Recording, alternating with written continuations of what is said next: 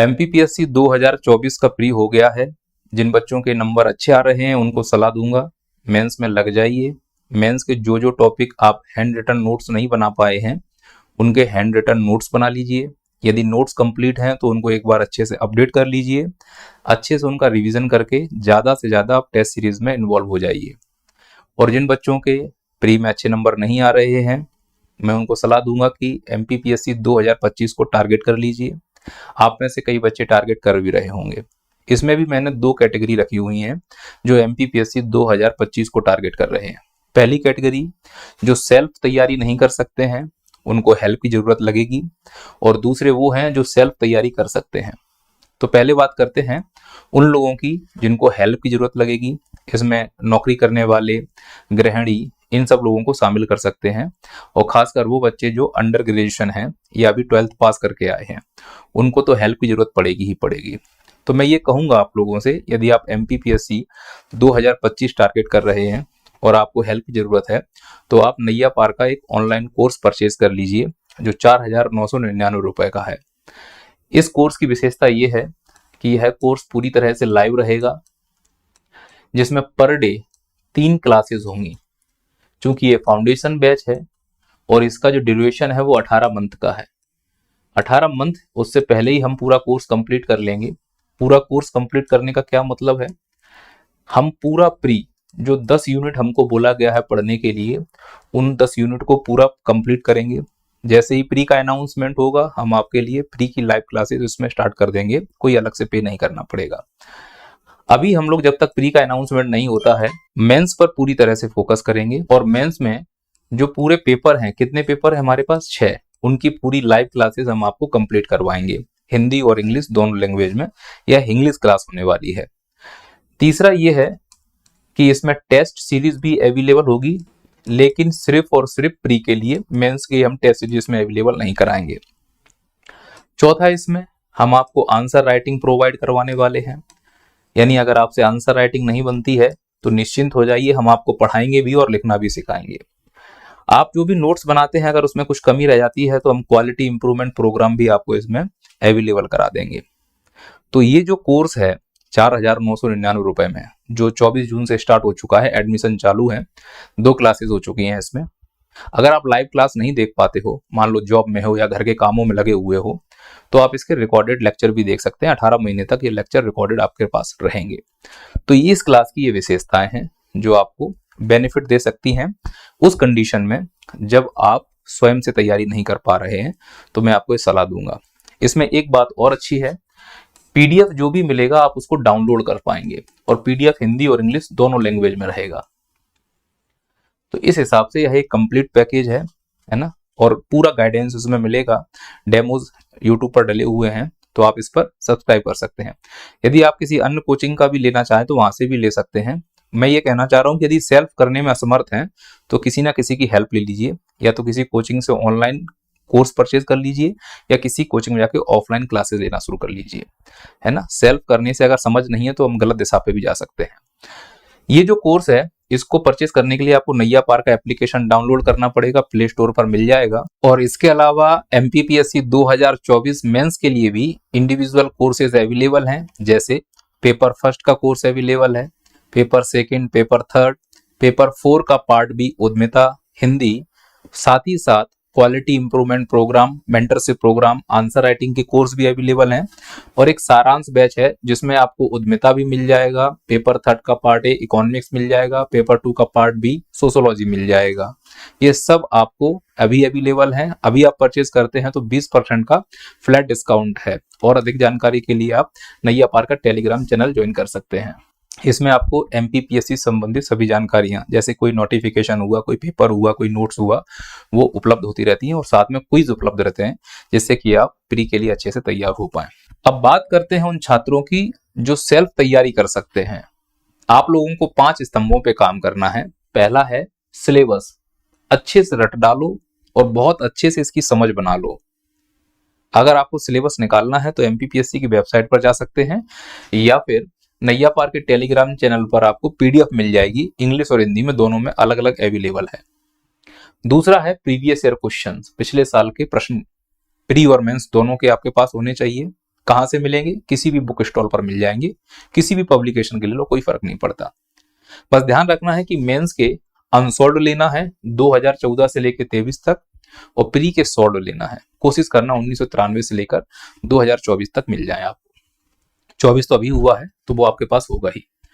तीसरा काम करना है, नोट्स बनाना है, रिवीजन करना है इन्हीं नोट्स का बार बार, और ज्यादा से ज्यादा प्रैक्टिस करना है।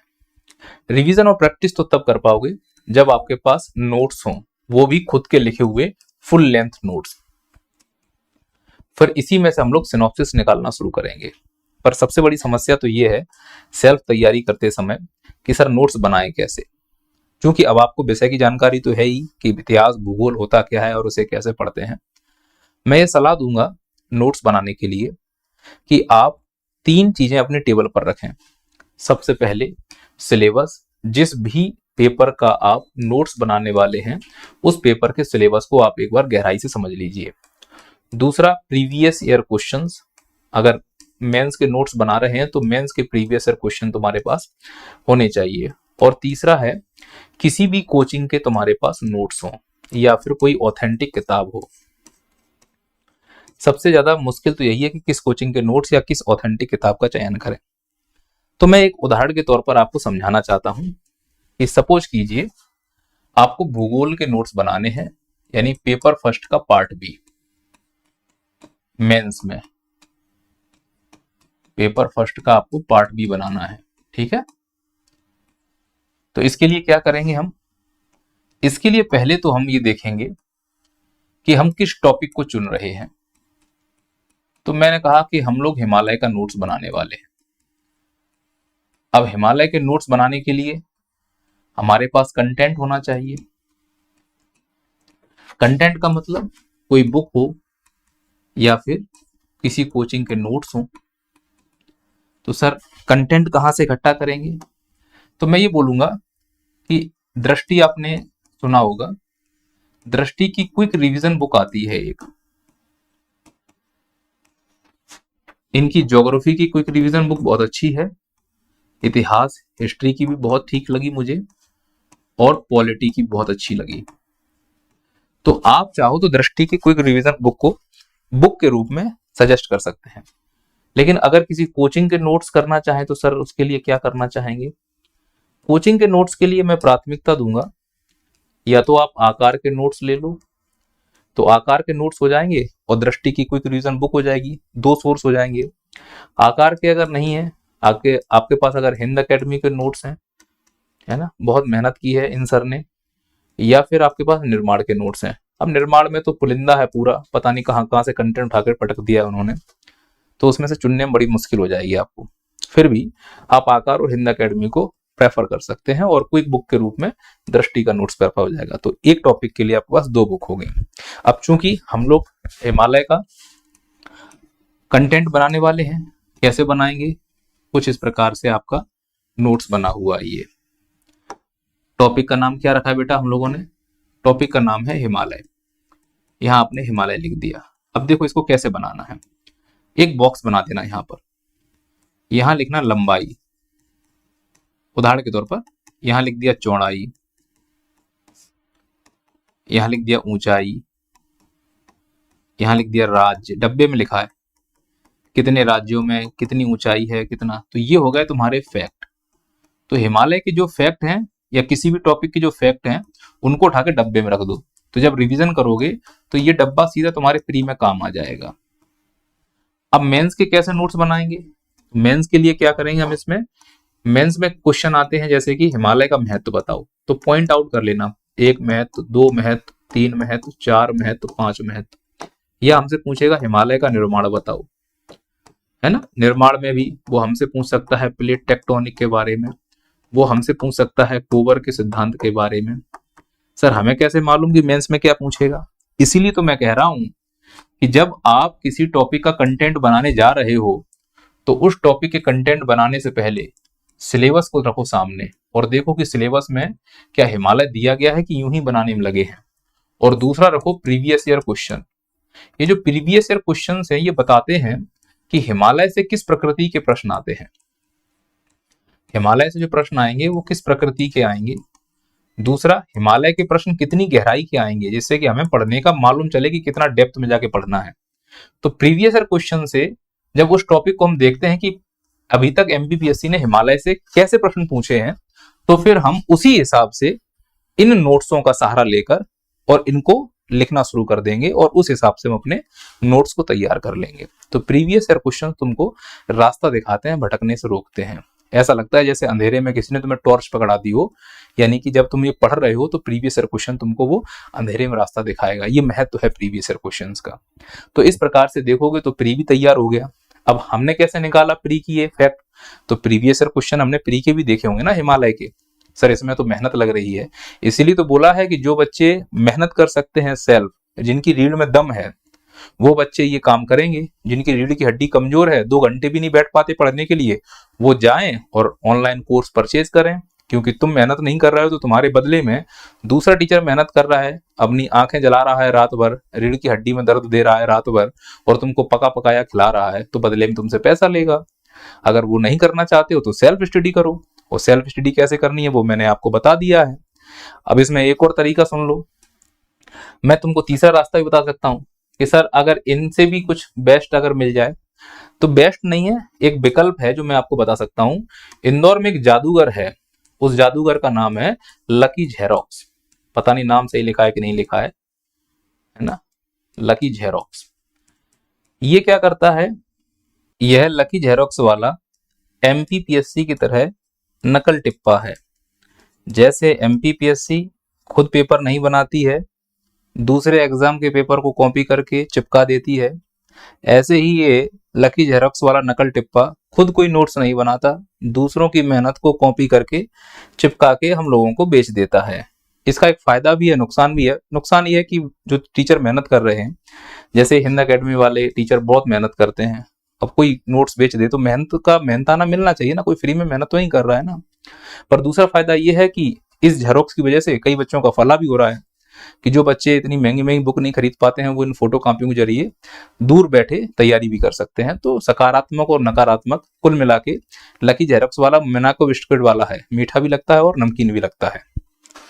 इसने क्या किया कि इंदौर में जितनी बेस्ट कोचिंग है, जिनके बेस्ट नोट्स हैं, उनको इसने फोटोकॉपी कर लिया मेंस के लिए। एक अलग से इसका एडिशन है, मेंस का एडिशन है ना, खुद का ही है भाई का, इसने बनाया लकी जेरोक्स के नाम से। तो जैसे सिविल जॉब्स का समाजशास्त्र अच्छा है, तो मेंस में जो इसने बंच बनाया उसमें सिविल जॉब्स का समाजशास्त्र को छेड़ दिया। वेदांत का एथिक्स अच्छा है, तो वेदांत की फोटोकॉपी एथिक्स की को छेड़ दी। आकार का पॉलिटी अच्छा है, तो आकार का पॉलिटी को छेड़ दिया। नैया पार का ज्योग्राफी इकोनॉमिक्स अच्छा है, तो उसने नैया पार के ज्योग्राफी इकोनॉमिक्स के नोट्स को छेड़ दिए, और इससे इसने अपना लकी जेरोक्स एडिशन बना दिया। आप इससे संपर्क कर सकते हो, फोटो कॉपी मंगा सकते हो, डिलीवर भी कर देता है। इसके नंबर नेट पे मिल जाएगा, निकाल लेना। तो ये क्या करेगा, तुमको घर बैठे मेंस का ऐसा बंच भेजेगा जिसमें मध्य प्रदेश की सभी बेस्ट कोचिंग का जो सबसे बेस्ट सब्जेक्ट होगा वही उसने शामिल किया। ऐसा नहीं कि एक ही कोचिंग के सभी सब्जेक्ट भेज दिए, नहीं। ये अच्छा भी है कि सबका बेस्ट जा रहा है। अब नैया पार पे मान लो कि कोई एक सब्जेक्ट मजबूत है, दूसरा कमजोर होगा, सभी कोचिंग में सभी के सब्जेक्ट तो अच्छे नहीं हो सकते। अगर होते तो सभी कोचिंग क्यों चलती। इसने क्या किया, सबका बंच बना दिया और एक ऐसा गजब का हलवा तैयार किया है जिसमें सबका स्वाद आता है। तो आप चाहो तो ये वाला ज्यादा ठीक रहेगा, जिसमें पूरा एक बंच बना हुआ है ना। और फिर इसी बंच के मेंस से तुम्हें जो कंटेंट बनाना है, मान लो ज्योग्राफी का बना रहे हो, तो उस बंच में नैया पार के नोट्स तुमको दिखेंगे, है ना, ज्योग्राफी के लिए। तो बस वहां से उठाओ और सीधा रगड़ना शुरू कर दो।